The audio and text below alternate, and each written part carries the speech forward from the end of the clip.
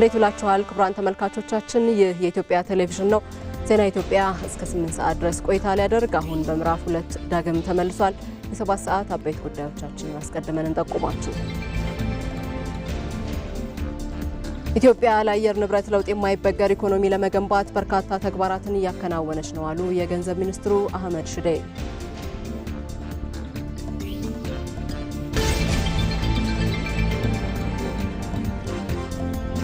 የኢትዮጵያ ሀገራዊ ምክክር ለቆዩ ችግሮች መፍትሄ በማበጀት ዜጎች ለሀገር እድገት ትርጉም ባላቸው ጉዳዮች ላይ እንዲያተኩሩ እድል ሰጥቷል።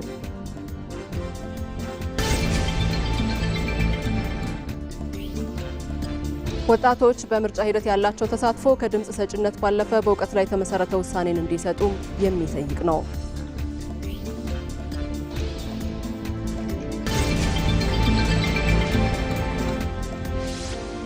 ከውጪ በአሜሪካና በኢራን መካከል ያለው ቀውስ 2 ወራትን ሊደፍን ቢቃረብም የቀጠናው ሰላም ግን አሁንም በቀይ መስመሮችና በመተማመን እጦት ታንቆ ይገኛል።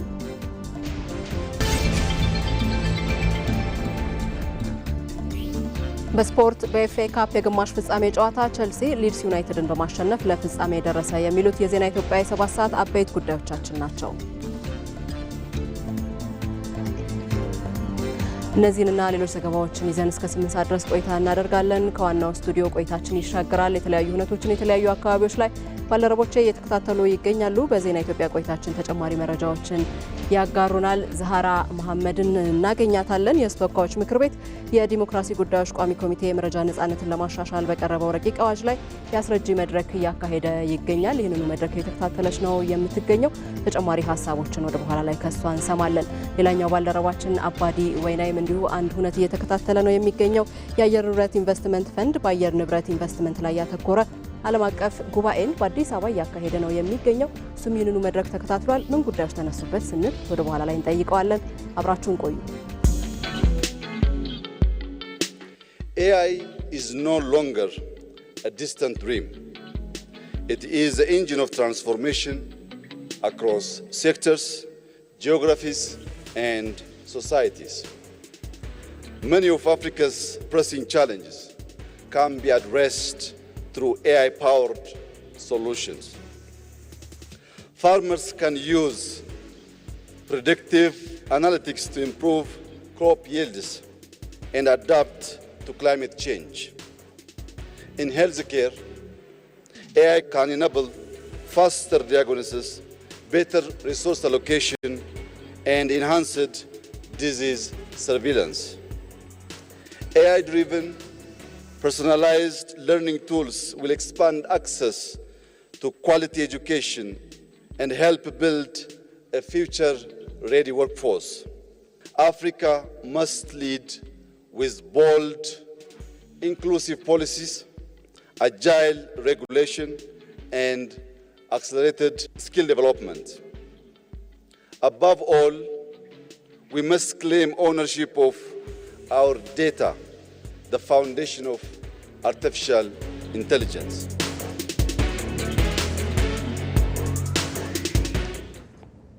ምክትል ጠቅላይ ሚኒስትር ተመስገን ጥሩነህ የልማት ስራዎችን ለመጎብኘት ቤንሻንጉል ጉሙዝ ክልል ይገኛሉ። ምክትል ጠቅላይ ሚኒስትር ተመስገን ጥሩነህ በሀገር ወዳዱና የምዕራቡ ጀግና ሼህ ወጀሌ ምድር አፈሩ ቢታረስ ልማት ቢቆፈር ወርቅ ከሚታፈስበትና በህብር የመኖር ተምሳሌት ወደ ሆነው ቤንሻንጉል ጉሙዝ ክልል ገብተናል ሲሉ አሳውቀዋል። ክልሉ የኢትዮጵያ የልማት ሞተርና የህዝቦች የትብብር ተምሳሌት የሆነው ታላቁ የኢትዮጵያ ህዳሴ ግድባችን መገኛ የታዳሽ ኃይል ልማታችንም የስበት ማዕከል ነው ያሉት ምክትል ጠቅላይ ሚኒስትሩ አሶሳ ህዳሴ አውሮፕላን ማረፊያ ሲደርሱ የቤንሻንጉል ጉሙዝ ክልል ርዕሰ መስተዳደርና ካቢኔያቸው፣ የክልሉ ከፍተኛ አመራሮች፣ የሃይማኖት አባቶች፣ የሀገር ሽማግሌዎችና የአሶሳ ከተማ ነዋሪዎች ደማቅ አቀባበል አድርገውላቸዋል። ለተደረገላቸው ደማቅ አቀባበል ምስጋና በማቅረብም በቆይታቸው የተለያዩ የልማት ስራዎችን እንደሚጎበኙ በማህበራዊ ትስስር ገጻቸው ላይ አስፍረዋል።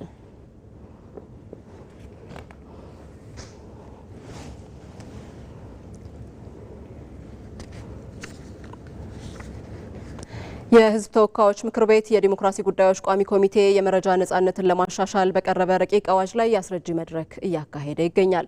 በውይይቱ አዋጁን ማሻሻል ያስፈለገበት ምክንያትና የሚካተቱ ጉዳዮች ቀርበው በስፋት ውይይት እየተደረገባቸው ይገኛል።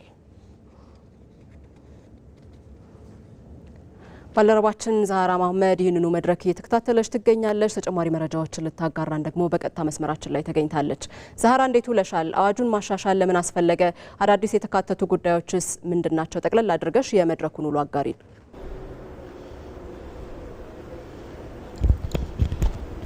እሺ አመሰግናለሁ መታሰቢያ። እኔ የምገኘው በዚህ በህዝብ ተወካዮች ምክር ቤት ቋሚ ኮሚቴ አስረጂ መድረክ ላይ ነው። ይሄ መድረክ እንግዲህ የመረጃ ነጻነት አዋጅን ለማሻሻል የቀረበ ረቂቅ አዋጅ ላይ ነው ውይይት እያካሄደ የሚገኘው። እንደሚታወቀው እንግዲህ የመረጃ ነጻነት ለሌሎች ዲሞክራሲያዊ መብቶች መሰረት እንደሆነ ይታወቃል። ከዚህ ጋር ተያይዞ እንግዲህ ለአሰራር አመቺ ያልነበሩ ነገሮችን ለማሻሻል ታሳቢ በማድረግ ነው እንግዲህ ይህ መድረክ ውይይት እየተደረገ የሚገኘው። እንግዲህ በመድረኩ ሲገለጽ እንደነበረው ከዚህ ቀደም የምክር ቤት አባላት በረቂቅ አዋጁ ላይ ውይይት አድርገው ለተጨማሪ ውይይት አቅጣጫ እንዳስቀመጡበት ነው የገለጹት። በዚህ መድረክ ላይ እንግዲህ በዚህ ውይይት ላይ ማለት ነው ሁለት ጉዳዮች ተነስተዋል። አንዱ አዋጁን ማሻሻል ለምን አስፈለገ? አዲስ የተሻሻለው ረቂቅ አዋጅስ ምን ጉዳዮችን አካቷል? የሚሉ ሀሳቦችን ይዟል። በዚሁ መሰረት እንግዲህ ላለፉት 18 ዓመታት ጥቅም ላይ ሲውል የነበረው የመረጃ ነጻነት አዋጁ ካለው ነባራዊ ሁኔታ ከተፈጠሩ ለውጦች ጋር ከዓለም አቀፍ ሕጎች ጋርና እንዲሁም ከቴክኖሎጂ ጋር ተዋህዶ መሄድ የማይችል በመሆኑ እንዲሁም ደግሞ የእንባ ጠባቂ ተቋም አሰራርን በተግባር የሚያሳይ ባለመሆኑ ማሻሻሉ እንዳስፈለገ ተገልጿል። ከዛ ባለፈም እንግዲህ አዲሱ ረቂቅ አዋጅ ላይ በተለይ ደግሞ ቀደም ሲል የነበሩ ችግሮች ከህግና ከአፈጻጸም ጋር የተያያዙ እንባ ጠባቂ ተቋምም አሰራሩን ተግባራዊ እንዲያደርግ የተሰጠውን ስልጣን በአግባቡ እንዲጠቀም የሚያስችል ከህግና ከአሰራር ጋር ከቴክኖሎጂ ጋር እንዲሁም ደግሞ ለውጥን መሸከም እንዲያስችል የሚያደርጉ አሰራሮች የተካተቱበት እንደሆነ ተገልጿል። እንደው እዚህ ላይ በዋናነት የተነሱ ጉዳዮችን ለማንሳት ያህል አንዱ መረጃ ምን ማለት ነው? ከዚህ ቀደም መረጃን ከመንግስት ተቋማት ጋር የማያያዝ ሁኔታዎች ነበሩ። ከዛ ባለፈ ደግሞ የመረጃ ሰጪዎች መረጃ ፈላጊና መረጃ ሰጪው መረጃን የሚቀባበልበት የጊዜ ገደብ በግልጽ ያልተቀመጠና የተጓተተ አሰራር እንደነበር በመጥቀስ ይህ ነገር በተሻለ መስራት እንዲቻል ያስቀመጠ ነው። ሌላው ደግሞ ለሶስተኛ ወገን የማይሰጡ መረጃዎች ከዚህ በፊት በነበረው አዋጅ ላይ ግልጽ ያልነበሩና አሁን ግን በተሻለ ሁኔታ የተቀመጡና በተለይ ደግሞ የእንባ ጠባቂ ተቋምን ስልጣንና ኃላፊነት በአግባቡ ተግባራዊ እንዲያደርግ በግልጽ ያስቀመጠ እንደሆነ ተነስቷል። ዛህራ ስለ መረጃዎቹ እናመሰግናለን። መልካም ጊዜ። ኢትዮጵያ ለአየር ንብረት ለውጥ የማይበገር ኢኮኖሚ ለመገንባት በርካታ ተግባራትን እያከናወነች መሆኑን የገንዘብ ሚኒስትሩ አህመድ ሽዴ ተናገሩ። የአየር ንብረት ኢንቨስትመንት ፈንድ በዘርፉ ኢንቨስትመንት ላይ ትኩረት ያደረገ ዓለም አቀፍ መድረክ በአዲስ አበባ እያካሄደ ነው። በመድረኩ ከ29 ዓለም ሀገራት የመጡ ተሳታፊዎች የታደሙ ሲሆን ከፍተኛ የመንግስት የስራ ኃላፊዎችም ተገኝተውበታል። ይህንኑ መድረክ የተከታተለ የሚገኘው ባልደረባችን አባዲ ወይና የተጨማሪ መረጃዎችን ሊያጋራን በቀጥታ መስመራችን ላይ ተገኝቷል። አባዲ እንዴት ውለሃል? በአየር ንብረት ኢንቨስትመንት ላይ የሚሰሩ ስራዎችና የፋይናንስ ምንጭን ለማጠናከር ምን ሊሰራ ይገባል በሚለው ላይ በመድረኩ የተነሱ ሀሳቦችን ማካተን እስቲ ያጋራን። አመሰግናለሁ። እንግዲህ አንቺም ቀደም ብለሽ እንደጠቀሽው ሲፍ የተሰኘው ተቋም ወይም ደግሞ የአየር ንብረት ኢንቨስትመንት ፈንድ በዛሬ መድረክ እንግዲህ በርካታ ሀሳቦች የተነሱበት መድረክ እያካሄደ ይገኛል። ይህ መድረክ ዛሬን ጨምሮ ለሚቀጥሉት 4 ቀናት ነው የሚቆየው። በዋናነትም ትኩረትን ያደረገው ይህ መድረክ በኢንቨስትመንት ፈንድ የሚሰሩ ስራዎችን እንዴት ማጠናከር ይገባል፣ ሀገራት የአየር ንብረት ለውጥ ተጽዕኖን ለመከላከል እየሰሩት ያለውን ስራ እንዴት በቅንጅት ማስኬድ ይገባል በሚለው ዙሪያ ነው እየተካሄደ የሚገኘው። በዚህ መድረክ ላይ እንግዲህ ከ29 ሀገራት የመጡ ወደ 100 በላይ የሚሆኑ የተለያዩ አካላት የተሳተፉበት ነው የሚገኙት። ሚኒስትሮች፣ በዘርፉ የተሰማሩ ባለድርሻ አካላት እየተሳተፉበት ነው የሚገኙት። በተለይም ደግሞ ልምድ ያላቸው በአየር ንብረት ለውጥ ዙሪያ በርካታ ስራዎችን በመስራት ልምድ ያላቸው ሀገራት እየተሳተፉ ይገኛሉ። እንደ ካዛኪስታን፣ ቱርክ የመሳሰሉ ሀገራት በዚህ መድረክ እየተሳተፉ ይገኛሉ። እንግዲህ ከዚህ መድረክ ከአፍሪካ፣ ከአውሮፓ፣ ከኤሲያ እንዲሁም ደግሞ ከሰሜን አሜሪካና ከደቡብ አሜሪካ ሀገራት የመጡ ልኡካን እየተሳተፉበት ነው የሚገኘው። በዋናነትም አጠቃላይ በአየር ንብረት ለውጥ መከላከል ላይ እየተሰሩ ያሉ ስራዎችን በተመለከተ ያለውን የኢንቨስትመንት እንቅስቃሴ ለማሳደግ ዓላማ ያደረገ መድረክ ነው። በተለይ እንደሚታወቀው ስፍ የተሰኘው ተቋም ሀገራት በአየር ንብረት ለውጥ ላይ እየሰሩት ያለው ስራ ለማሳደግ በኢንቨስትመንት ፈንድ ላይ በርካታ ስራዎችን እየሰራ ይገኛል። በተለይም ደግሞ እንደ ፈረንጆቹ ከ2008 ጀምሮ ለ13 ቢሊዮን ዶላር የሚጠጋ በዘርፉ ያለውን ኢንቨስትመንት ለመደገፍ ስራዎችን ሲሰራ እንደነበር ይታወቃል። ከዛ ባሻገርም ደግሞ ሀገራት በተለይም በማደግ ላይ ያሉ ሀገራት አጠቃላይ የአየር ንብረት ለውጥ ተጽዕኖ እንዳይጎዳባቸው ወይ ደግሞ ተጎጂ እንዳይሆኑ የሚመጡ ኢንቨስትመንቶችን ለመደገፍ ስራዎችን በስፋት እያከናወነ ነው የሚገኘው። ከተለያዩ የልማት ባንኮች ጋር በቅንጅት እየሰራ ይገኛል። ከአፍሪካ ልማት ባንክ፣ ከዓለም ባንክ፣ ከተለያዩ አካላት ጋር በቅንጅት እየሰራ ነው የሚገኘው። ታዲያ በዘርፉ ያለውን ኢንቨስትመንት እንዲጠናከር ለማስቻል በርካታ ብድሮችን በማዘጋጀት ከዛ ባሻገርም ደግሞ በአጭር ጊዜና የረጅም ጊዜ ብድሮችን በማዘጋጀት ስራዎችን እየሰራ እንደሚገኝ የተገለጸው ይህ መድረክም አጠቃላይ የአፍሪካ ሀገራት እንዲሁም የዓለም ሀገራት በአየር ንብረት ለውጥ መከላከል ላይ እየሰሩት ያለው ስራ በጋራ ሊሰሩ እንደሚገባና በቅንጅት ለማሳደግ ከፍተኛ አስተዋጽኦ እንዳለው አነስተዋል። በዚህ መድረክ ተገኝተው ንግግር ያደረጉት የገንዘብ ሚኒስትሩ አህመድ ሺዴ እንደገለጹት ከሆነ ኢትዮጵያ ለአየር ንብረት ለውጥ የማይበገር ኢኮኖሚ ለመገንባት በሰራቻቸው ስራዎች በርካታ ውጤቶች እየመጡ እንደሚገኙ አነስተዋል። በአረንጓዴ አሻራ፣ በታዳሽ ኃይል፣ በኤሌክትሪክ ተሽከርካሪዎች እንዲሁም ደግሞ በተለያዩ ዘርፎች ላይ ኢትዮጵያ ባከናወነችው ስራ አማካኝነት በቀላሉ ለአየር ንብረት ለውጥ የማይበገር ኢኮኖሚ እየገነባች እንደምትገኝ አነስተዋል። ከዛ ባሻገርም ኢትዮጵያ አሁን ላይ ተግባራዊ ያደረገቻቸው ያሉ የተለያዩ በታዳሽ ኃይል ያሉ ኢንቨስትመንቶች ከፍተኛ ውጤት እያመጡ እንደሚገኙና የኢትዮጵያ መንግስትም ለታዳሽ ኃይል ትኩረት አድርጎ እየሰራ እንደሚገኝና አጠቃላይ በዘርፍ ላይ የሚመጡ ኢንቨስትመንቶች ከፍተኛ ትኩረት ሰጥቶ የፋይናንስ ምንጭን በማመቻቸት ሰፋፊ ስራዎችን እየሰራ እንደሚገኝ አነስተዋል። ይህ መድረክም አጠቃላይ ኢትዮጵያ ከፍተኛ ትርጉም ያለው መሆኑን አነስተዋል። እንደሚታወቀው ኢትዮጵያ የኮፕ 32 ዓለም አቀፍ የአየር ንብረት ጉባኤን የምታዘጋጅ ነው የሚሆነው።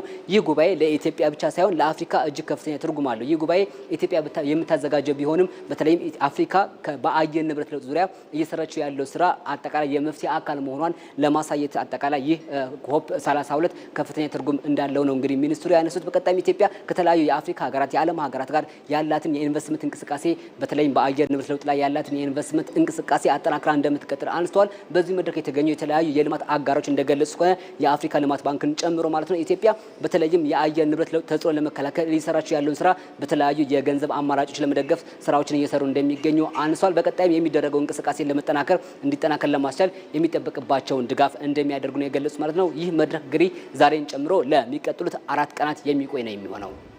አባዲስ ለመረጃዎቹ እናመሰግናለን። መልካም ቀን። ዘገባዎቻችን አሁንም ይቀጥላሉ። ኢትዮጵያ የኢኮኖሚ ስብራትን ለመጠገን የተገበረችው የማክሮ ኢኮኖሚ ማሻሻያ የግሉ ዘርፍ ጠንካራ አምራች እንዲሆን አድርጓል። የማክሮ ኢኮኖሚ ማሻሻያው ለኢንቨስትመንት ምቹ ምህዳር በመፍጠሩ በአጭር ጊዜ ግዙፍ የሆኑ የውጭ ኢንቨስትመንቶች እንዲመጡ መንገድን ከፍቷል። በዚህም የግሉ ዘርፍ በትልልቅ ኢንቨስትመንቶች በመሰማራት ተኪ ምርትና ለውጭ ገበያ የሚቀርቡ ምርቶችን እያቀረበ ይገኛል። የኢንዱስትሪ ዘርፉ በኢኮኖሚ ያለውን ድርሻ ከፍ እያደረገውም ይገኛል።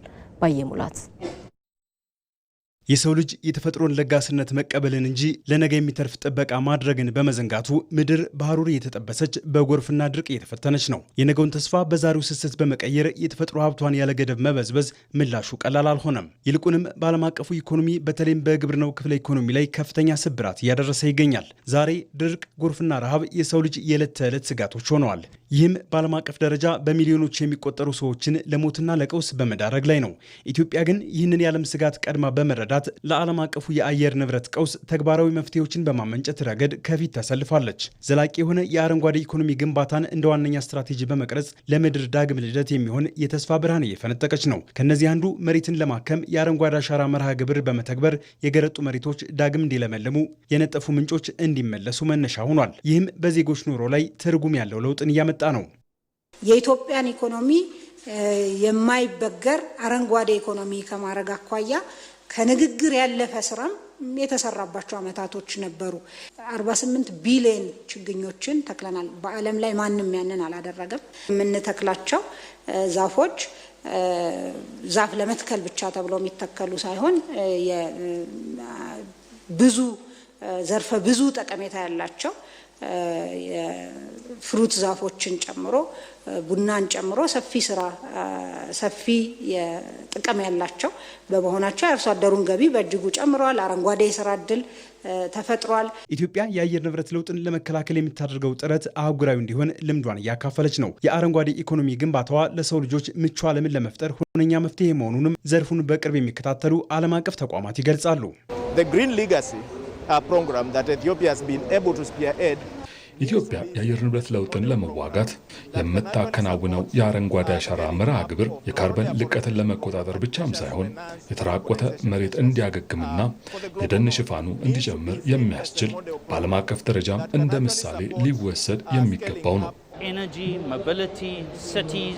የኃይል አማራጭ ቅንጅት አስተማማኝ በሆነ መልኩ ተጋላጭነትን መቀነስ፣ የውሃ ሀብት አጠቃቀም እንዲሁም ምርታማነትን የማሳደግና የምግብ ዋስትና ጉዳዮች በሙሉ የዚህን የአረንጓዴ አሻራ መርሃ ግብር ትኩረት እንደሆኑ እረዳለሁ። ኢትዮጵያም በዚህ ላይ እየሰራች ያለችው ስራ ጠንካራ ነው።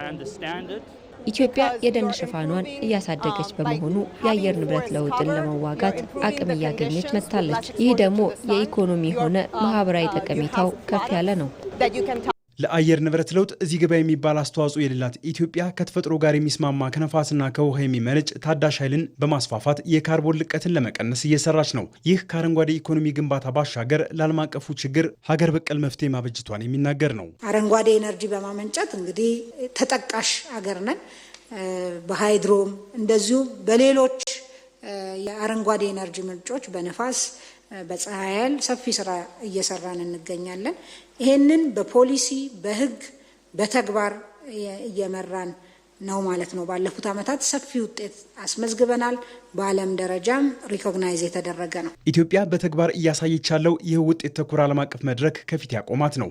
ከሽልማትና እውቅና በላይ የሆነው ዓለም ስለ አየር ንብረት ለውጥ የሚመክርበትን የኮፕ 32ን እንድታስተናግድ መመረጧም ለዚህ ነው። የአየር ንብረትን ለመከላከል የወሰደቻቸው ያሉ ተጨባጭ እርምጃዎች ምን ያክል በዓለም አቀፍ ደረጃ እውቅና እያገኙ መምጣታቸውን ማሳያ ምልክት ነው። ለምን ይሄ ጉባኤ በጣም ትልቅ ጉባኤ ነው። ምናልባትም በዓለማችን ከሚካሄዱ በጣም ጥቂት ጉባኤዎች በጣም በርካታ ሕዝብ የሚታደምበት ለ2 ሳምንታት በላይ የሚቆይ ጉባኤ የሚካሄድበት በኮፕ 32 በኢትዮጵያ ምድር በአዲስ አበባ ከተማ የሚካሄደው። ኢትዮጵያ በአጭር ጊዜ ውጤት ያየችበት የአረንጓዴ ኢኮኖሚ ስትራቴጂ የአየር ንብረት ለውጥን ለመከላከል የሚተጉ ሁሉ የሚከተሉት ሆኗል። ኢትዮጵያ ጊዜና ገንዘብን እንዲሁም ተለምዷዊ የተንዛዛ አሰራርን ለማስቀረት ሁሉን በአንድ ቦታ ማጠናቀቅ የሚያስችል አገልግሎትን በአንድ ቦታ ስትል መሶብ የአንድ ማዕከል አገልግሎትን ተግባራዊ አድርጋለች። በዚህም ዜጎች የተቀላጠፈ አገልግሎትን እያገኙ ይገኛሉ። ለመሆኑ የመሶብ የአንድ ማዕከል አገልግሎት አሁን ያለበት ሂደት ምን ይመስላል? ኢቲቪ ዳጉ ፕሮግራም በዚሁ ጉዳይ ላይ ቆይታ አድርጓል። ተስፋዬ ጫኔ ደግሞ እንደሚከተለው አዘጋጅቶታል። በቴክኖሎጂ እድገት እየመጠቁ ያሉና ነገን አሻግረው መመልከት የቻሉ ሀገራት የማይቻሉ የሚመስሉ ክንውኖችን በአንድ ቦታ ሆነው እያከናወኑ ይገኛሉ። ኢትዮጵያም ጊዜና ገንዘብ እንዲሁም ተለምዳዊ የተንዛዛ አሰራር ለማስቀረት ተጨባጭ ህልምን በመሰነቅ ሁሉን በአንድ ቦታ ለማጠናቀቅ የሚያስችል አገልግሎትን በአንድ ቦታ ስትል መሶብ የአንድ ማዕከል አገልግሎትን እውን አድርጋለች። በዚህም ተገልጋዮችን ማንገላታት ባህል የሆነበትን አሰራር ለማስቀረት የተጀመሩ ስራዎች ዛሬ ላይ ለተጠቃሚዎች እፎይታን እያጎናጸፉ ለመሆኑ እነዚህ ድምጾች ህያው ምስክር ናቸው። ከልደታ ክፍለ ከተማ ነው ወደዚህ የመጣሁት ከገቢዎች። በአጭር ጊዜ መስሪያ ቤቱ በሚገርም ሁኔታ ተቀብሎኝ ጥሩ አገልግሎት አግኝቻለሁ። ሞር ደግሞ ሰራተኞች አቀባበላቸው በጣም ስፔሻሊ ሊመሰገኑ የሚገቡ ናቸው። መሶብ የአንድ ማዕከል አገልግሎት መንጃ ፈቃድ ለማደስ ነበር የመጣሁት። በጣም በአጭር ሰዓትና በአጭር ጊዜ አገልግሎቱን ጨርሼ እየወጣሁ ነው የምገኘው። አመሰግናለሁ። በዚሁ ይቀጥል። የመጣሁት ከከነማ ፋርማሲስት ድርጅት ነው። እዚህ የመጣበት ጉዳይ ንግድ ፈቃድን ለማሳደስ ነው። እንግዲህ ዛሬ ለመጀመሪያ ጊዜያችን ነው ወደዚህ የመጣ ነው። የአገልግሎት ሂደት በጣም ያንገላታ ብዙ ነገሮች ነበሩና አሁን ዛሬ እዚህ ስንመጣ ወዲያው አልቆየንም። ቢያንስ ያው 10 ደቂቃም አልቆየንም። ወዲያው ጨርሶልን ሰጡን። በጣም ተደስቻለሁ በዚህ መስተንግዶ። የመሶብ የአንድ ማዕከል አገልግሎት ቀደም ሲል የነበሩና የተከማቹ የአገልግሎት አሰጣጥ ቅሬታዎችንና ያለመተማመኖችን እየፈታ ይገኛል። መንግስት የሚሰጠውን አገልግሎት ተደራሽ ለማድረግ በጣም ብዙ ስራዎችን እየሰራ ነው የሚገኘው። እንግዲህ ሀገራችን ረጅም ዓመት ያስቆጠረ የመንግስት ቢሮክራሲ ነው ያላት። አብዛኞቹ የመንግስት ተቋማት ረጅም ዓመታትን ያስቆጠሩ ብዙ ተሞክሮ ያላቸው ነገር ግን አገልግሎት ከመስጠት አንጻር ብዙም ርቀት ያልተጓዙ ህብረተሰቡም መንግስት ተቋማት ላይ ከጊዜ ወደ ጊዜ በሚሰጠው አገልግሎት አመኔታ እያጣበት የመጣበት ጊዜ ነውና ከዚህ ቀደም የነበረውን ረጅም ዓመት ያስቆጠረ ትልቅ ሀብት ቴክኖሎጂን አክሎ የተሻለ አገልግሎት ለመስጠት እንዲቻል እንግዲህ የአንድ ማዕከል አገልግሎት ሀሳብ ልዩ ልዩ ምክንያቶችን መነሻ አድርጎ ተጀምሯል ማለት ነው። ከተጀመረ 1 ዓመት ገደማ የሆነው የአንድ መሶብ አገልግሎትም እስካሁን ድረስ ከ1 ሚሊዮን በላይ አገልግሎትን መስጠት ስለመቻሉ መረጃዎች ይጠቁማሉ። አሁን ላይ 1 ዓመት ሆኖታል። መሶብ አገልግሎት ልክ የዛሬ ዓመት ሚያዝያ ወር ላይ ነው የመጀመሪያው መሶብ ማዕከል የተመረቀው። በወቅቱ 12 አገልግሎቶችን 12 ተቋማትን ከ40 በላይ አገልግሎቶችን ይዞ ነው አገልግሎት የጀመረው። አሁን ላይ በ1 ዓመት ውስጥ ከ1 ሚሊዮን በላይ አገልግሎት መስጠት ተችሏል። በፌዴራል ደረጃ ባለው ማዕከል የሚሰጠው አገልግሎት ከ12 ወደ 23 ተቋማት አድጓል። ከ40 በላይ አገልግሎት ስንል የነበረው አሁን ከ187 ተሻግሯል ማለት ነው። ስለዚህ ይሄ አገልግሎት አሁን በፌዴራል ብቻ ሳይሆን በተሰጠው የመንግስት አቅጣጫ ሁሉም ክልሎች አገልግሎቱን በአንድ ማዕከል ለመስጠት የሚያስችላቸውን ቅድመ ዝግጅት ሲያደርጉ ቆይተው ኦልሞስት ሁሉም ክልል ማዕከላትን ከፍቶ አገልግሎት እየሰጠ ነው ያለው። በዚህም ኢትዮጵያ አሁን ላይ የመሶብ አንድ ማዕከል አገልግሎት መስጫ ማዕከላት ቁጥር እየጨመሩ ሲሆን በዚህም በቁጥር ደረጃ 40 መድረሳቸውን መረጃዎች ይጠቁማሉ። ኢትዮጵያ በአሁኑ ወቅት ከ40 በላይ የአንድ ማዕከል አገልግሎት መስጫ ማዕከል አላት። ይሄ ማለት ምን ማለት ነው? የመሶብን ዝርዝር ተግባራት በተመለከተ በደንብ አይተን ከሆነ በሀገራችን ውስጥ የሚሰጡ አገልግሎቶች ከቁጥራቸው አንጻር አብዛኛው ዲጂታላይዝድ ያልሆነ አገልግሎት ነው። በወረቀት የሚሰጥ አገልግሎት ነው። ዲጂታላይዝድ ሆኖ አገልግሎት ሲሰጡ የቆዩ ተቋማትን ወደ ማዕከሉ አስገብቶ ይበልጥ የተቀላጠፈ የተሳሰረ እንዲሆን ማድረግ ማስቻል፣ ወደ ዲጂታል ያልገቡትን ደግሞ ኦቶሜት አድርጎ አዘልሎ ወደዚህ ማዕከል ለማምጣት ደግሞ ጥረት ማድረግ ነው። ሁለቱንም ዓላማ ያሳካ አፕሮች ነው ስንከተል የነበረው። የመሶብ የአንድ ማዕከል አገልግሎት አሰራር ሂደት የተገልጋዩን ውጣ ውረድ ከማስቀረቱን በተጨማሪ የሚባክነውን ጊዜና በጀት ለመቆጠብ ሁነኛ መፍትሄ ሆኖ ቀርቧል።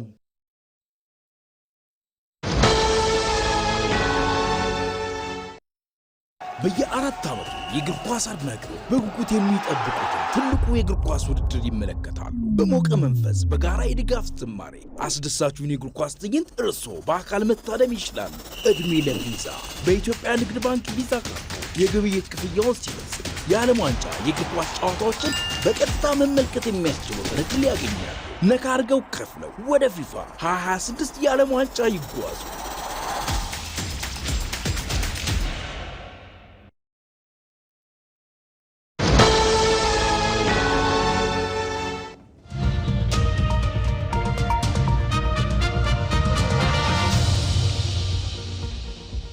ዜና ኢትዮጵያ እንደቀጠለ ነው። የገጠር መሬት አስተዳደርና አጠቃቀምን በተመለከተ ገዢው ፓርቲ ብልጽግናና ተፎካካሪ ፓርቲዎች የተለያዩ ነጥቦችን በማንሳት የክርክር መድረክ አከናወኑ። ፓርቲዎቹ ከመሬት ባለቤትነት መብት እስከ ይዞታ ዋስትና፣ ከዘመናዊ ግብርና እስከ መሬት ግብይት ድረስ ይዘዋቸው የቀረቧቸውን አዳዲስ አማራጮችም ይፋ አድርገዋል።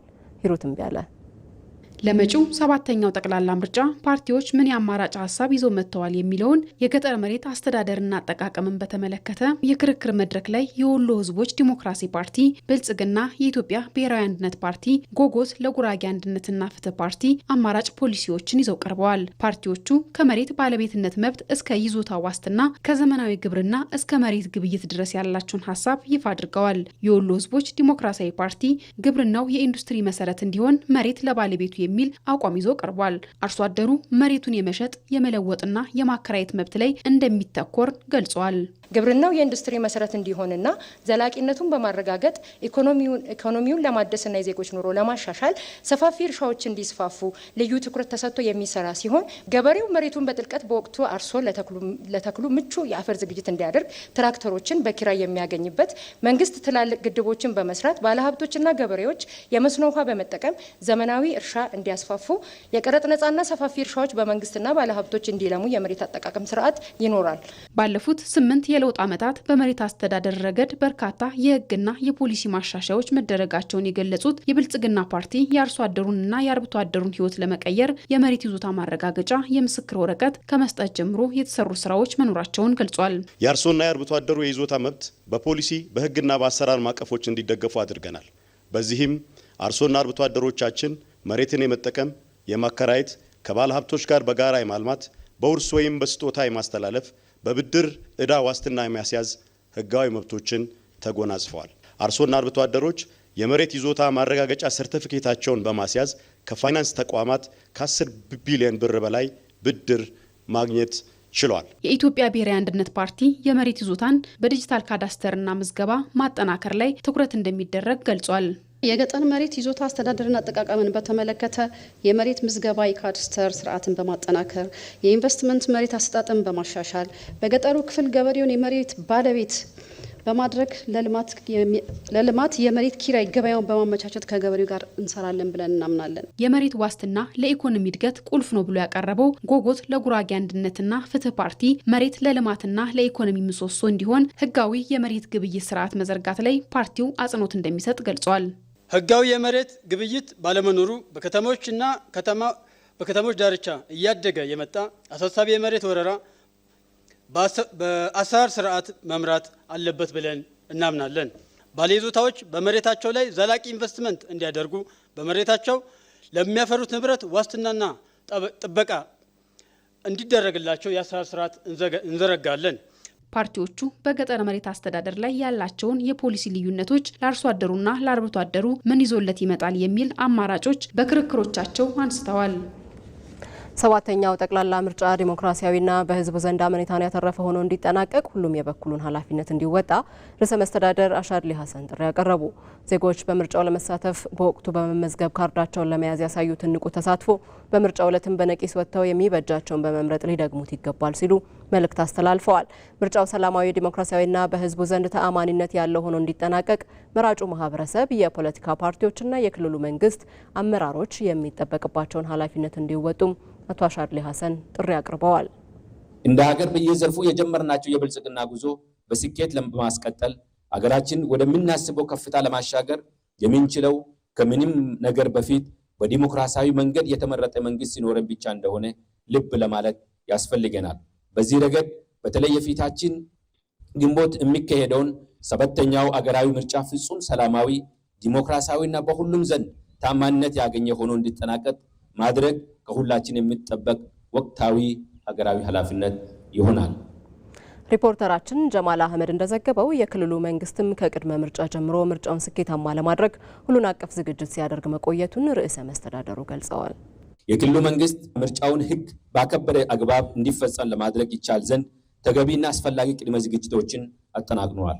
ስለሆነም መራጮችን ሕግ ባከበረ እና ስርዓት በጠበቀ አግባብ ዲሞክራሲያዊ መብታችሁን ተጠቅማችሁ ተወካዮቻችሁን ከመምረጥ ጎን ለጎን ከዚህ በተቃራኒ የሚንቀሳቀሱ የህብረተሰብ ክፍሎች፣ ቡድኖችና ግለሰቦች ካሉም ስርዓት እንዲይዙ በማድረግ የበኩላቸውን ኃላፊነት እንድትወጡ በዚህ አጋጣሚ አደራ ለማለት ፈልጋለሁ።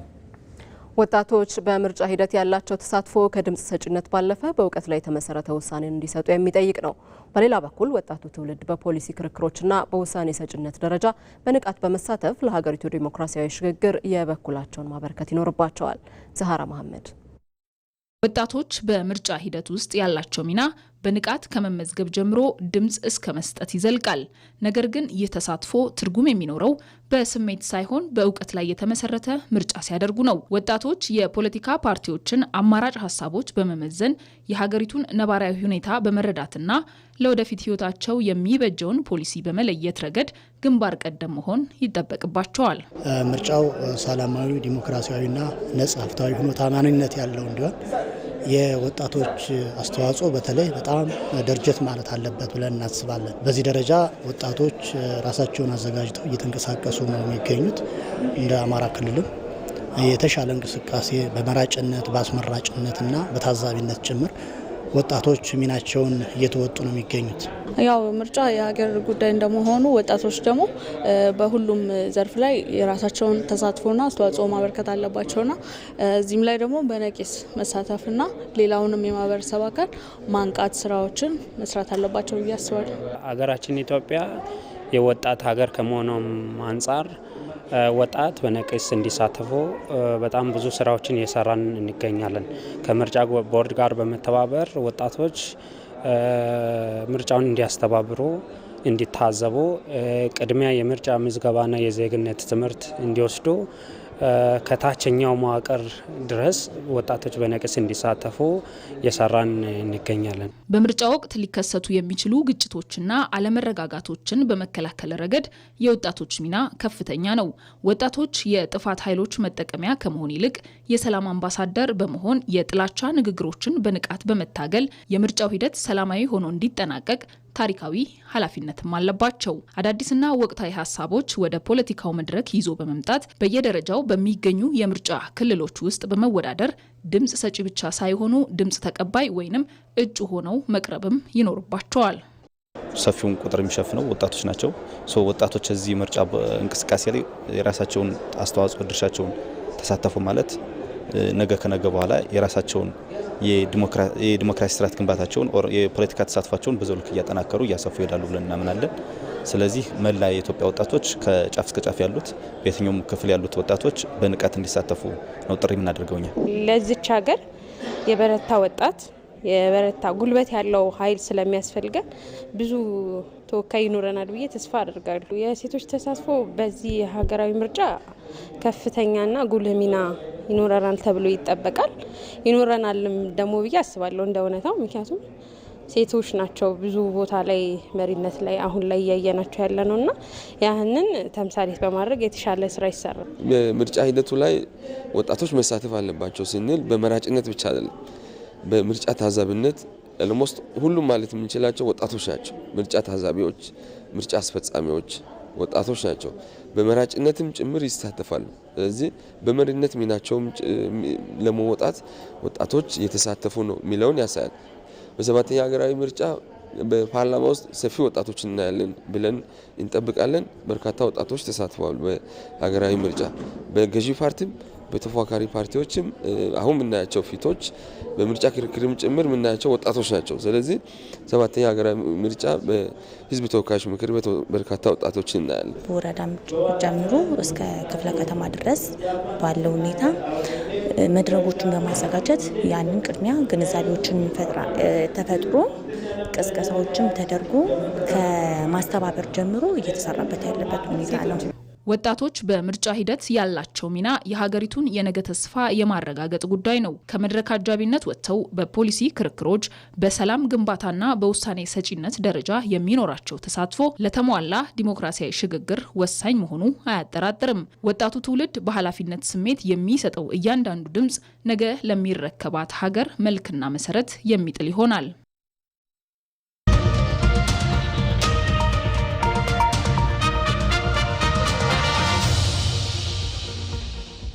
ከኢትዮጵያ ቴሌቪዥን በቀጥታ ስርጭት ዜና ኢትዮጵያን እየተከታተላችሁ ትገኛላችሁ። የኢትዮጵያ ሀገራዊ ምክክር ኮሚሽን ለሀገራዊ ምክክር ጉባኤ አወያዮች ያዘጋጀውን የመጀመሪያ ዙር የግንዛቤ ማስጨበጫ ስልጠና በአዳማ ከተማ መስጠት ጀመረ።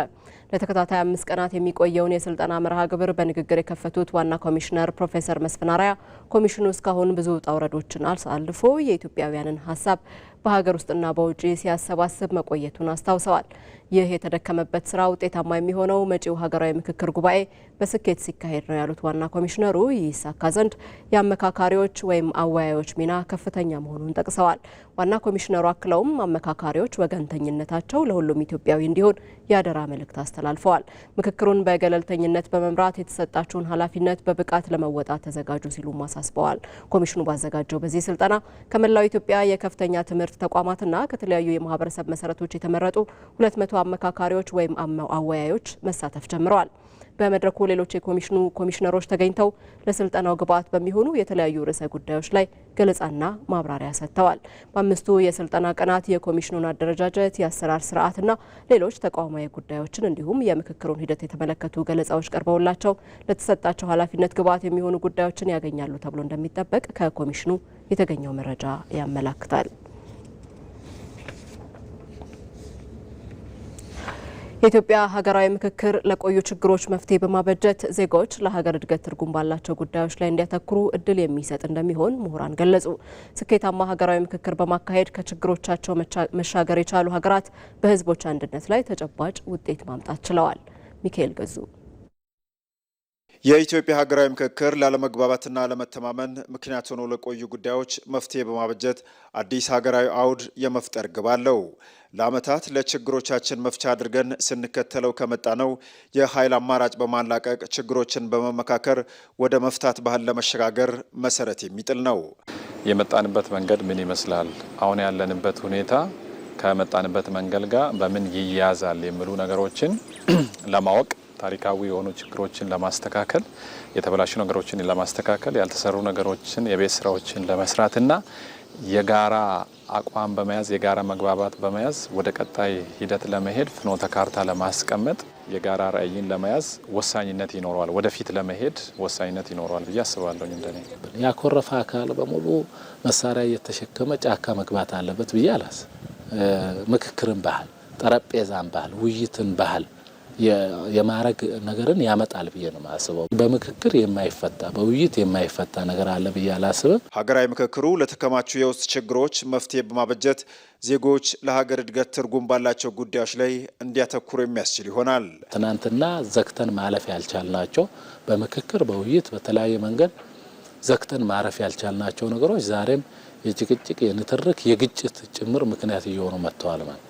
ስለዚህ በሀገራዊ ምክክሩ በጣም ተስፋ ከምናደርግባቸው ነገሮች መካከል አንዱ ሀገራዊ ምክክሩ እነዚህን ሰፋፊ ልዩነቶች ፖላራይዝድ የሆኑ ማለት ነው፣ ሁለት ጽንፍ የያዙ ናቸው አብዛኞቹ፣ ወደ መሀል ወይ ደግሞ የሀሳብ ልዩነቶቻችንን ያጠባል ተብሎ ነው የሚታሰበው። እንደ ተፎካካሪ የፖለቲካ ፓርቲዎች፣ የሃይማኖት ተቋማት፣ የሀገር ሽማግሌዎች እንደዚሁም በዋናነት እብን ከእስር ቤት ሁሉ በመንግስት ቁጥጥር ስር ያሉ በዋናነት በእርማት ላይ ያሉ ያልዳሰሰው የማህበረሰብ ክፍል የለም ማለት እንችላለን እና ያልዳሰሰው የማህበረሰብ ክፍል ከሌለ እነዚህን ሁሉ እሴቶችን የያዘ ከሆነ ለዘላቂ ልማት፣ ለዘላቂ ሰላም፣ ለዘላቂ አንድነት ትልቅ አስተዋጽኦ ያደርጋል ማለት ይቻላል። ስኬታማ ሀገራዊ ምክክር ማድረግ የቻሉ ሀገራት ችግሮቻቸውን በአዲስ ሀሳብ በማረም በህዝቦቻቸው መካከል አንድነትን መገንባት ችለዋል። ከዚህ ባለፈም ወደ ኋላ ከሚጎትቱ ሀሳቦች በመራቃቸው በኢኮኖሚያዊ እድገትና በተቋማት ግንባታ ላይ ተጨባጭ ለውጥ ማምጣት እንዲችሉ አግዟቸዋል።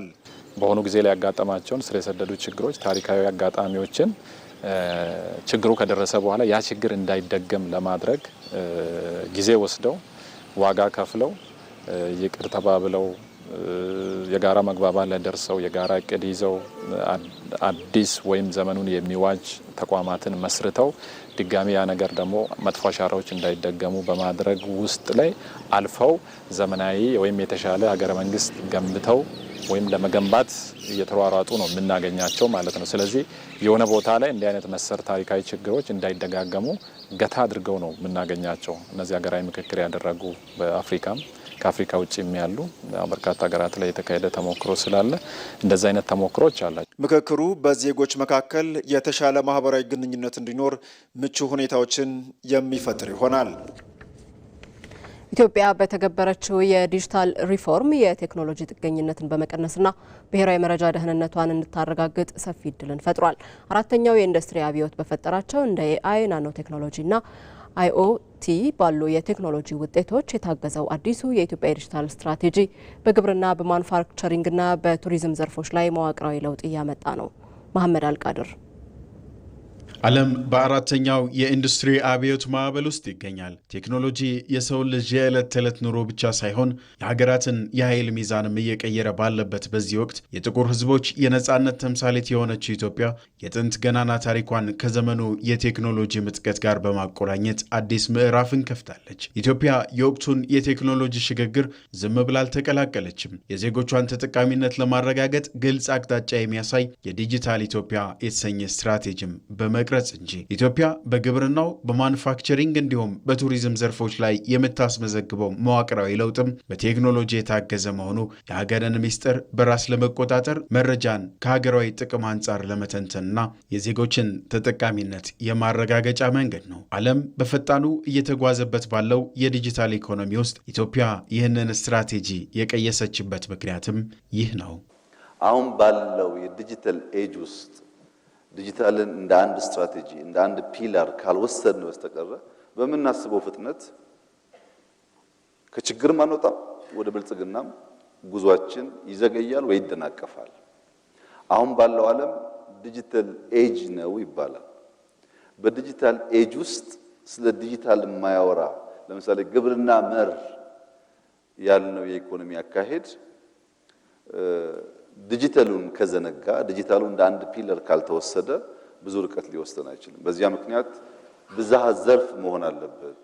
ኢንዱስትሪው፣ ግብርናው፣ ማይኒንጉ፣ ቱሪዝሙ ሞስት ኢምፖርታንት ቴክኖሎጂ ለራሱም ለነዚህም ደግሞ እንደ መሰረት ሆኖ ማገልገል አለበት የሚል በአምስቱ ዋና ዋና የመንግስታችን እቅድ ውስጥ አንዱ ሆነ። አንዱ አርጎ ያስመረጠው ግን ዲጂታል ኢኮኖሚን እንደ አንድ ፒላር ወስደን መነጋገር ካልጀመርን በቀር የምናስበውን አስፓየር የምናደርገውን ለውጥ ልናረጋግጥ አንችልም ከሚል እሳቤ ነው ዲጂታል ኢኮኖሚ ዋነኛው ፒላርና የኢትዮጵያ ስትራቴጂ ሆኖ የተቀየሰው። የፋይዳ ዲጂታል መታወቂያ የመንግስት አገልግሎት አሰጣጥን ከእንግልት ነፃ ያደረገ የሪፎርም ውጤት ሲሆን የመሶብ የአንድ ማዕከል አገልግሎት የፍትህ ተደራሽነትን የሚያረጋግጠው የስማርት ችሎትና የዲጂታል ፖሊስ እንዲሁም ቀልጣፋ የዲጂታል ክፍያ ስርዓቶች የሪፎርሙ በረከቶች ናቸው። በዲጂታል ዘርፍ ካልነበረበት ወደ መኖር የመጣ ነው። ሰፊ በኢኒሼቲቭ ተመርቶ ሰፊ ስራ ሲሰራ ቆይቷል። ለምሳሌ ከመሰረተ ልማት አኳያ ትስስር ኮኔክቲቪቲን ከማሳደግ አኳያ የ5G እና የ4G ሽፋን ማስፋት ተችሏል። የዲጂታል ጋጀትስ መሳሪያዎች ስማርት ስልኮችን በሀገር ውስጥ መገጣጠም፣ ታብሌቶችን ከዛም ባሻገር ሰፊ ስራዎች እየተሰሩ ይገኛሉ። ሌላው የዲጂታል መንግስትን በመሶብ ማረጋገጥ ችለናል። 2260 አገልግሎቶች በአንድ ማዕከል አሁን እየተሰጡ ይገኛሉ። ዲጂታል ክፍያዎች ቅድም እንዳልኩት እነዚህም ካልነበሩበት ተነስተው ኮንቬንሽናል የሆነውን የተለመደውን የባንክ ለባንክ ክፍያ በብዙ እጥፍ በልጦ ይገኛል ማለት ነው። የፍትህ ተደራሽነትን በስማርት ችሎት አኳያ ማረጋገጥ ተችሏል። ትራንዛክሽን ኮስት መቀነስ ተችሏል። ወጪ የተገልጋዩን ወጪ መቀነስ ተችሏል። ካለበት ሆኖ መገልገል የሚችልበት ከዛም ባሻገር ግን ፈጣን ፍትህ ማግኘት የሚችልበት እድል ሰጥቷል። ዲጂታል ፖሊስን መተግበር ችለናል።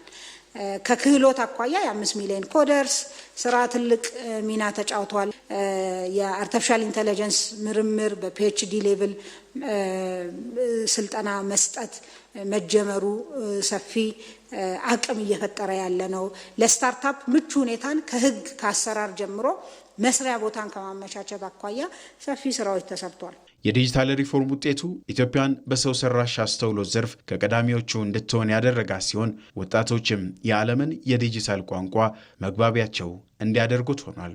የአርቲፊሻል ኢንተለጀንስ ዩኒቨርሲቲ በአፍሪካ የመጀመሪያው በዓለም ሁለተኛው ዩኒቨርሲቲ ነው የሚሆነው። ዴዲኬትድ የሆነ የአርቲፊሻል ኢንተለጀንስ ዩኒቨርሲቲ የኢንፎርሜሽን መረብ ደህንነት አስተዳደር እንደዚሁ የተሰሩ ሪፎርሞች አሉ።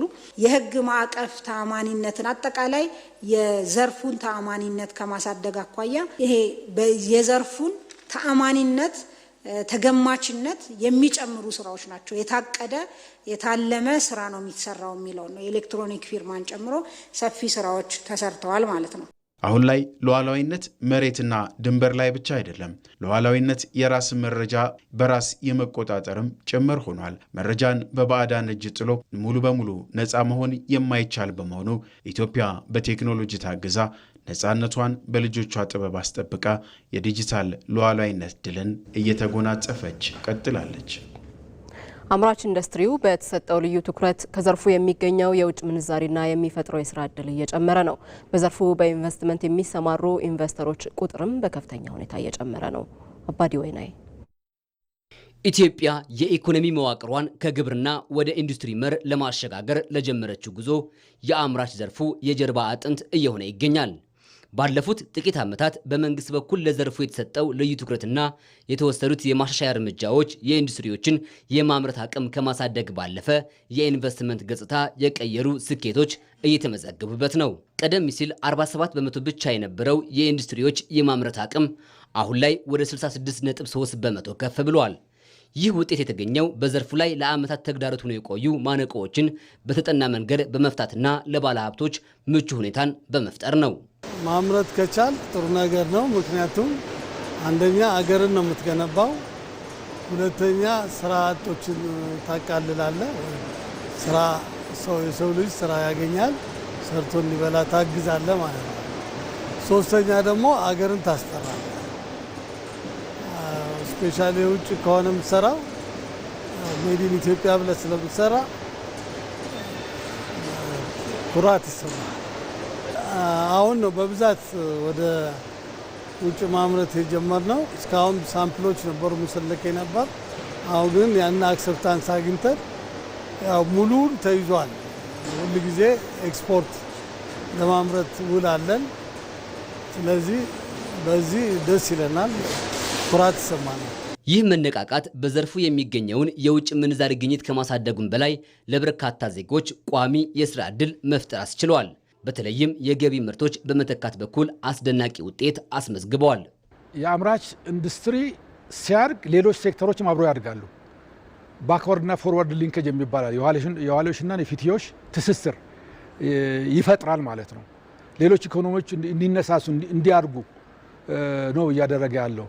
ኤክስፖርት ላይ ለምሳሌ የ9 ወር ግምገማችን የ9 ወሩን የአምራች ዘርፉን ኤክስፖርት ስንመለከት ከ433 ሚሊዮን ዩኤስዲ ኤክስፖርት ተደርጓል ባለፉት 9 ወራት። ይሄ አምና ከነበረው ጋር በጣም ሰፊ ልዩነት አለው። 200-300 ሚሊዮን የነበረ እየጨመረ የመጣበት ነው ማለት ነው። የስራ ዕድልም ከመፍጠር አንጻር ከ161 ሺህ ወጣቶች ባለፉት ወራት የስራ ዕድል በዚህ ዘርፍ ያገኙበት ሁኔታ ነው ያለውና የስራ ዕድል ከመፍጠር ቋሚ የስራ ዕድል ሰስቴን የሚያደርግ ቀጣይነት ያለው የስራ ዕድል ከመፍጠር አንጻርም አምራች ዘርፍን የሚተካ የለም። መንግስት ለዘርፉ የሰጠው ልዩ ጥበቃና ድጋፍ ኢትዮጵያን በአፍሪካ ቀዳሚ የኢንቨስትመንት መዳረሻ እያደረጋት ይገኛል። ባለፉት ዓመታት ከተሰጡ የኢንቨስትመንት ፍቃዶች መካከልም የማኑፋክቸሪንግ ዘርፍ የአንበሳውን ድርሻ መያዙ የዚህ ውጤት ማሳያ ነው። ከ2011 ጀምሮ 7 ዓመታት አጠቃላይ 2153 የኢንቨስትመንት ፍቃድ ተሰጥቷል። ከዚህ ውስጥ በጣም ወሳኝ የሆነው ጉዳይ 65 በመቶ የሚሆኑት በአምራች ኢንዱስትሪ በማኒፋክቸሪንግ ዘርፍ ነው ማለት ነው ፍቃድ የተሰጣቸው። ለዚህ እንግዲህ በቅርብ ወደ ስራ የሚገቡ በርካታ የአምራች ኢንዱስትሪዎች ወይም ማኒፋክቸሪንግ ዘርፍ ኢንቨስትመንቶች አሉ። እነዚህም መዋቅራዊ ሽግግርን ከማሳካት አኳያ፣ ኤክስፖርትን ከማሳደግ፣ ስራ ዕድል ከመፍጠር አኳያ ሰፊ ሚና የሚጫወቱ ነው የሚሆኑት ማለት ነው። በአሁኑ ወቅት በዘርፉ የሚነሱ ችግሮችን በተጠናና በተቀናጀ መንገድ በመፍታት የምጣኔ ሀብት እድገቱ መሰረቱ እንዲሰፋ እየተደረገ ይገኛል። የማኑፋክቸሪንግ ኢንዱስትሪ እድገት በ2 ዲጂት ነው እያደገ ያለው። እንግዲህ ስንጀምር የነበረው ከ4.7 እና ከ4.8 የበለጠ አልነበረም እድገቱ። አሁን አጠቃላይ ኢንዱስትሪን በምናይበት ጊዜ ከ13% በላይ ነው እያደገ ያለው። በዚህ ውስጥ የማኑፋክቸሪንግ ኢንዱስትሪ የኃይል አጠቃቀም ከአመት ዓመት በጣም እያደገ ነው። ወደ 23% የኃይል አጠቃቀማቸው አድጓል። ከገቢ ምርት በመተካት በኩል ልዩ ትኩረት ተሰጥቶ ነው የተሰራው። ባለፉት 9 ወራት 4.85 ቢሊዮን ዶላር የሚያወጡ ምርቶችን በሀገር ውስጥ መተካት ተችሏል። የአምራች ኢንዱስትሪው እያሳየ ያለው ይኸው መነቃቃት የኢትዮጵያን የብልጽግና ጉዞ የሚያፋጥን ነው። ኢትዮጵያ በራስ አቅም የስታቲስቲክስ ሉዓላዊነትን የሚያረጋግጡ ስራዎችን እያከናወነች ትገኛለች። በዚህም ኢትዮጵያ ዕጣ ፈንታዋን በሌሎች ግምት ሳይሆን በራሷ እውነታ ላይ እንዲመሰረት እያደረገች ትገኛለች። ሙሉ ግርማዬ። በአንድ ሀገር የእድገት ጉዞ ውስጥ ቁጥሮች ዝምተኛ ምስክሮች አይደሉም። ይልቁንም የመጻኢ ዕድል አመላካች ኮምፓሶች ናቸው። ለብዙ አስርተ ዓመታት ኢትዮጵያ ስለ ራሷ ቁስና ሀብት፣ ስለ ህዝቧ ኑሮ ደረጃ የምታውቀው በባዕዳን ተቋማት መነጽር ነበር። የዓለም ባንክ እንዲህ ያለ፣ የዓለም አቀፉ የገንዘብ ድርጅት IMF እንዲህ ተነበየ የሚሉ ትርክቶች የሀገሪቱን ፖሊሲ ሲዘውሩ ቆይተዋል። ዛሬ ግን የትርክት እየተቀየረ ነው። ለዚህም የ3 ዓመት የስታቲስቲክስ ልማት ፕሮግራም ነድፋ የጀመረችው ኢትዮጵያም አመርቂ ውጤት እያገኘች ትገኛለች። የ3 ዓመት የስታቲስቲክስ ልማት ፕሮግራም በመቅረጽ የሆም ግሮን ኢኮኖሚክ ሪፎርም 2 አካል የነበረ ሰፊ ስራ ተሰርቷል። ውጤትን መሰረት ያደረገ አንድ እቅድ አንድ ሪፖርት ስርዓት ከመተግበር አኳያ ሰፊ እርምጃ ተራምደናል። ኢኮኖሚያችንን ለመተንበይ በራሳችን ልጆች በራሳችን ሞዴሎች የኢትዮጵያ የራሷ ሞዴሎች የኢኮኖሚ ትንተና ሞዴሎች ዴቨሎፕ ማድረግ ተችሏል። አስተዳደራዊ መረጃዎችን ደግሞ ስታንዳርዳይዝ ከማድረግ አኳያ የቀሪ ስራዎች ቢኖሩም ሰፊ እርምጃ መራመድ ችለናል። የኢትዮጵያ ስታቲስቲክስ ሉዓላዊነት ሲነሳ ጉዳዩ የቁጥር መረጃዎችን የመሰብሰብ ብቻ ሳይሆን የመረጃ ባለቤትና የውሳኔ ሰጭነት ነጻነት ጉዳይ ነው። ቀደም ባሉት ጊዜያት መረጃዎች የሚሰበሰቡት በወረቀትና በብክነት በታጀበ ሂደት ነበር። አሁን የስታቲስቲክስ አገልግሎት ወደ ዲጂታል ስርዓት መሸጋገሩ ኢትዮጵያ የራሷን ትክክለኛ መረጃ በራሷ አቅም ለማመንጨት ያላትን ቁርጠኝነት ያሳያል። በ3 ዓመቱ የስታቲስቲክስ ልማት ፕሮግራም መረጃን በራስ አቅም በቴክኖሎጂ መሰብሰብና ትንተናዎችን በተለያዩ ዘርፎች ላይ ኦን ማድረግም ተችሏል። የኢኮኖሚ ድርጅቶች ቆጠራ በኢትዮጵያ ታሪክ ለመጀመሪያ ጊዜ ነው የተደረገው። በዚህም በሊስቲንግ እንኳን የኢኮኖሚ ድርጅቶች ከ2.6 ሚሊዮን በላይ የሆኑ የኢኮኖሚ ድርጅቶች በኢትዮጵያ ውስጥ እየሰሩ እንደሚገኙ ማምጣት ተችሏል። ከዛ ባሻገር በተለያዩ ዘርፎች በክልሎች በወረዳ ደረጃ ሪፖርት ሊወጣበት የሚችል ትንተና እየተሰራ ነው ያለው። ሌላው ከ23 ዓመት በኋላ የተሰራው የግብርና ቆጠራ ነው። ይሄም እንደዚሁ ጠቅላላ ያሉን ቀበሌዎች ያማከለ ስራ የተሰራበት በወረዳ ደረጃ የተለያዩ የግብርና ምርት ውጤቶችን የፕራክቲስን ጨምሮ ከግብአት አኳያ ሰፊ ጉዳዮች ላይ ሪፖርት ማውጣት በሚያስችል መልኩ ነው የተሰራው። ይሄ ሲሰራ ደግሞ በዘመናዊ ቴክኖሎጂ ጥቅም ላይ ውሏል። ኢትዮጵያ ግዙፍና ውስብስብ የሆነውን የግብርና ቆጠራ፣ የስነ ህዝብ ጤና፣ የስራ ዕድል ፈጠራና የቤተሰብ ኑሮ ደረጃ ጥናቶችን በዲጂታል ታብሌቶች ማከናወኗም ቴክኖሎጂ እንደ ኢትዮጵያ ላሉ ሀገራት አይሰራ የሚለውን አሮጌ አመለካከትም የሰበረ ነው። ይህም የኢትዮጵያ ጉዞ ለሌሎች ታዳጊ ሀገራት ጭምር ተስፋን የሰነቀ ነው። በርካታ የአፍሪካ ሀገራት የልማት አጋሮች ደግፈዋቸው መጥተው በኢትዮጵያ ስልጠና እያገኙ ነው። በዚህ ስራ ምክንያት በግብርና ቆጠራው በተፈጠረ አቅም ከዛም ባሻገር የግመታ ስራ እንዲሰራላቸው የጠየቁ የአፍሪካ ሀገራት አሉ። ይሄንን የግመታ ስራ በሪሞት ሴንሲንግ እና በዲሳት በመጠቀም እያደረግን እንገኛለን ማለት ነው። ላለፉት ረጅም ዓመታት በኢትዮጵያ መንግስትና በዓለም አቀፉ ገንዘብ ድርጅት መካከል የሚወጡ የኢኮኖሚ መረጃዎች ለየቅል ሆነው ቆይተዋል። አሁን ላይ ግን የሁለቱ ወገኖች ትንበያ መስመሮች መገናኘትም ጀምረዋል። ይሄ ትንበያ መቀራረብም በአጋጣሚ የመጣ ሳይሆን በኢትዮጵያ በኩል የታየው የፖሊሲ ለውጥና የስታቲስቲክስ ጥራት ውጤት ነው።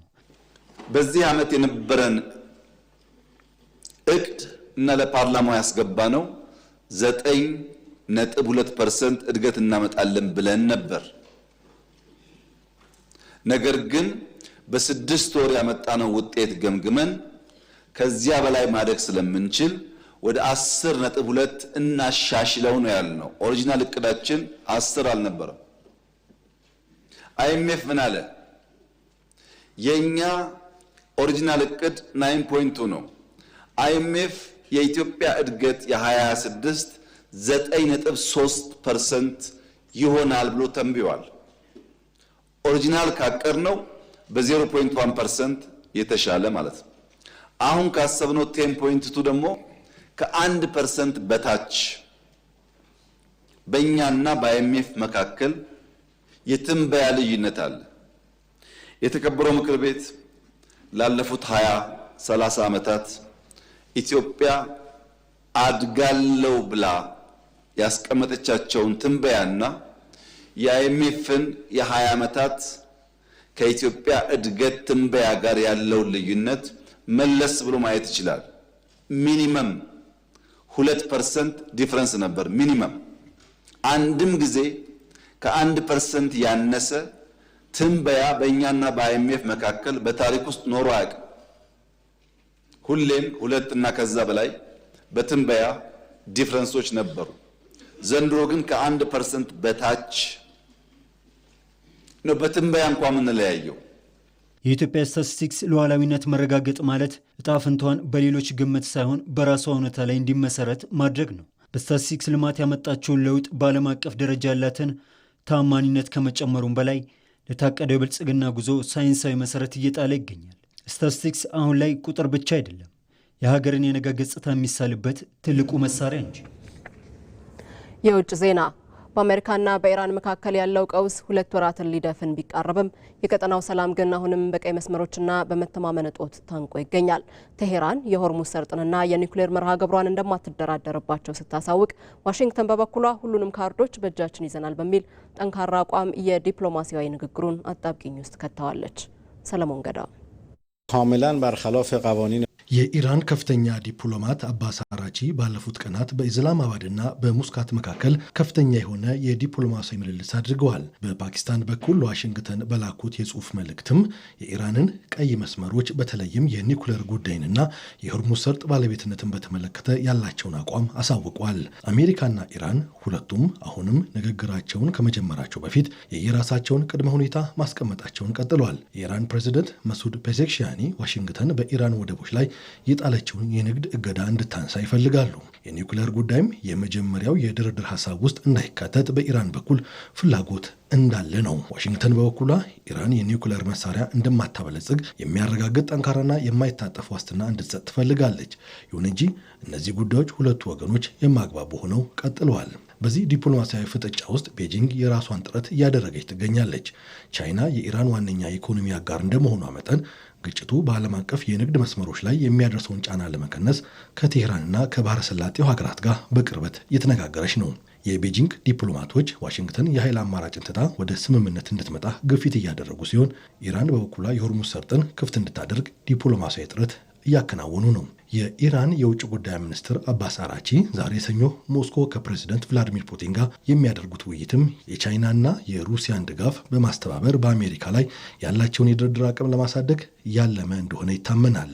አባስ አራቺ በሴንት ፒተርስበርግ ከተማ በሰጡት መግለጫ ላይም እንዳሉት የሆርሙዝ ሰርጥ እንዳይከፈት በፓኪስታን እየተካሄደ ያለው የሰላም ንግግር ፍሬያማ እንዳይሆን እየሰራች ነው ያሏትን ዋሽንግተንን ወቅሰዋል። ይህ በእንዲህ እንዳለም ዋሽንግተን አሁን ላይ ከኢራን በኩል የሆርሙዝ ሰርጥን ለመክፈት አዲስ ሀሳብ ተቀብያለሁ ብላለች። በዝርዝር ባትገልጠውም ምንም እንኳን የተኩስ አቁም ስምምነቱ ቢቀጥልም በሁለቱ ሀገራት መካከል ያለው የመተማመን መንፈስ ክፉኛ ተጎድቷል። ኢራን ዲፕሎማሲው ለአሜሪካ ወታደራዊ ጥቃት ሽፋን እየዋለ ነው ስትል ትከሳለች።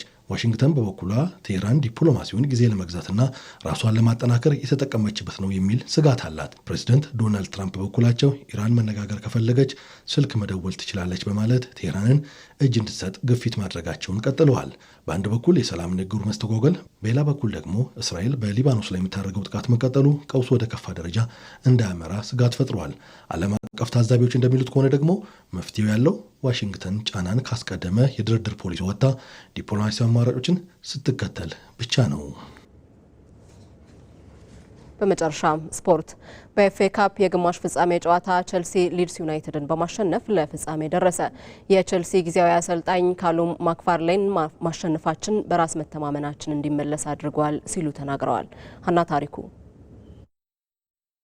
ግማሽ ፍጻሜ ላይ የደረሰው የኤፍኤ ካፕ ውድድር ትላንትም ቀጥሎ ሲደረግ ቼልሲ ሊድስ ዩናይትድን በማሸነፍ ለፍጻሜ መድረሱን አረጋግጧል። በዌምብሌ ስቴዲየም በተደረገው የግማሽ ፍጻሜ መርሃ ግብር ላይ ጨዋታው በተጀመረ በ23ኛው ደቂቃ ላይ አርጀንቲናዊ አማካኝ በግንባር በመቅጨት በሉካስ ፔሪ መረብ ላይ ያሳረፈውን ግብ የጨዋታው ወሳኝና ብቸኛ ክስተት ሆኖ ተመዝግቧል። ይህም ግብ ቼልሲ ከፕሪሚየር ሊግ ክለቦች ጋር ባደረጋቸው ጨዋታዎች ለ498 ደቂቃዎች ያህል ግብ ሳያስቆጥር የቆየበትን መጥፎ ጉዞ ማስቆሟል። በተጨማሪም ክለቡ ከጥር 17 ጀምሮ ለመጀመሪያ ጊዜ ግብ ሳይቆጠርበት ጨዋታውን ማጠናቀቅም ችሏል። ይህንን ድንቅ ብቃት ያሳየው ኢንዞ ፈርናንዴዝም በቅርቡ ክለቡ ሊለቅ እንደሚችል የሚጠቁም ቃለ መጠይቅ ማድረጉን ተከትሎም በወቅቱ አሰልጣኝ ሊያም ሩዚነር መስመር አልፏል በሚል የ2 ጨዋታ ቅጣት ተጥሎበት የነበረ መሆኑ ይታወሳል። በወቅቱም ተጫዋቹ ወደ ሪያል ማድሪድ ለመሄድ አስቦ እንደነበር ተገምቶም ነበር። ነገር ግን በዌምብሌ ስቴዲየም የዓለም ዋንጫ አሸናፊው ፈርናንዴዝ ወደ ቀድሞ ድንቅ ብቃቱ ተመልሷል። በግብ ብቻ ሳይሆን በሜዳ ላይ በነበረው አጠቃላይ እንቅስቃሴም ለቼልሲ ድል መነሳሳትም ሆኗል። በኳስ ቁጥጥር የተሻለ የነበረው ቼልሲ ምንም እንኳን ጨዋታውን ቢያሸንፍም ኢላማቸውን በጠበቁ የግብ ሙከራዎች ግን በተጋጣሚው ሊድስ ተበልጧል። የቀድሞ የቼልሲ ግብ ጠባቂ ሮብ ግሪን ለቢቢሲ በሰጠው አስተያየትም በሊያም ሩዚነር የመጨረሻ ቀናት የነበረው ደካማ የቼልሲ አቋም አሁን ካለው የዌምብሌ ብቃት ጋር በእጅጉ እንደሚቃረን ገልጿል። በዘመናዊ እግር ኳስ ተጫዋቾች የራሳቸው የሆነ ትልቅ ተጽዕኖ አላቸው እንዳላቸው ፈርናንዴዝም ይህንኑ አረጋግጧል። ጨዋታውን የተቆጣጠረው እሱ ነበር። ለክለቡ ይሄ ጤናማ ባይሆንም ለቼልሲ ግን ወደ ፍጻሜው እንዲያልፍ ረድቶታልን ብሏል ግሪን። በመጨረሻም ግሪን ሲቀጥል ተጫዋቾችን በጥቂቱ ከለቀካቸው ብዙ ይፈልጋሉ። ቼልሲ ግን ቼልሲነቱን አሳይቷል። ሊድሶች 3 ወይም 4 እድሎችን አግኝተው ሳይጠቀምበት ሲቀሩ ቼልሲ ግን ያገኘውን አንድ እድል በመጠቀም ልዩነት ፈጥሯል ሲልም አጠቃለዋል። ከቀናት በፊት ከዋና አሰልጣኛቸው ሊያም ሩዚነር ጋር የተለያዩ ቼልሲዎች በጊዜያዊ አሰልጣኛቸው ካሉም ማክፍሪሌን እየተመሩ ነው ለ17ኛ ጊዜ የኤፍኤ ካፕ ፍጻሜ ተፋላሚ መሆናቸውን ያረጋገጡት። ከጨዋታው መጠናቀቅ በኋላም የቼልሲ ጊዜያዊ አሰልጣኝ ካሉም ማክፍሪሌን ማሸነፋችን በጣም ጠቃሚ ነው፣ ለኤፍኤ ካፕ ዋንጫ ፍጻሜ ማለፋችን አስደስቶናል ሲል ተናግሯል። የነበረብንን መጥፎ የውጤት ማጣት ሰብረን ማሸነፋችን ያስደስታል፣ በራስ መተማመናችን እንዲመለስም አድርጎልናል። እንደ ቡድን ውስጣችን ያለው ነገር ወደ ጥሩ መቀየር ችለናል። ይህም በቀጣይ በሚኖሩን ቀሪ 5 የፕሪሚየር ሊግ ጨዋታዎች ላይ ውጤታማ እንድንሆን በራስ መተማመን ይሰጠናል ሲልም ተናግሯል። የሊድስ አሰልጣኝ ዳንኤል ፍራንክ በበኩሉ የቼልሲ ደጋፊዎች ለፍጻሜ በማለፋቸው እንኳን ደስ አላችሁ ማለት ፈልጋለሁ። ጨዋታው በጣም ውጥረት የበዛበት ነበር። ጥሩ ተጫውተናል። ነገር ግን የፈጠርናቸውን እድሎች መጠቀም ባለመቻላችን ዋጋ ከፍለናል። የከፋ የተሳካ ሙከራዎች በማድረግ ጥራት ያላቸው ኳሶችን በመቀባበልና በሌሎች መመዘኛዎች የተሻሉ ቁጥራዊ ብልጫዎች ነበሩን። በመጀመሪያው አጋማሽ ጥሩ ተንቀሳቅሰናል ለማለት ባልደፍርም ተጫዋቾቼ ጋር የነበረው የተወሰነ አለመረጋጋትና የጨዋታው ትልቅነት ለመሸነፋችን ምክንያት ሆኗል ሲልም ተናግሯል። ቼልሲ በፍጻሜውም ከማንቸስተር ሲቲ ጋር እንደሚጫወት የወጣው መርሃ ግብር ያሳያል። ከኢትዮጵያ ቴሌቪዥን በቀጥታ ስርጭት ለ2 ሰዓታት ያህል ከእናንተ ጋር ቆይታ ያደረገው የዛሬ ዕለተ ሰኞ ዜና ኢትዮጵያ በዚሁ ተጠናቀቀ። አብራችሁን ስለነበራችሁ እናመሰግናለን። መታሰቢያ ደረጃ ዜናዎችን መርቻለሁ። በሰላም ዋሉ።